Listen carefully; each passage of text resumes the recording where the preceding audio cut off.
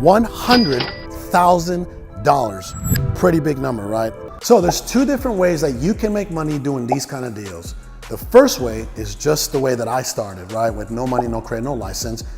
Wholesaling, literally marketing to motivated sellers, negotiating the deal or the price of the house, putting that property under contract, finding somebody that has the money to actually renovate the place, assigning that contract, the interest, the rights of that deal to that person, and you get paid for finding a deal. That's called an assignment fee.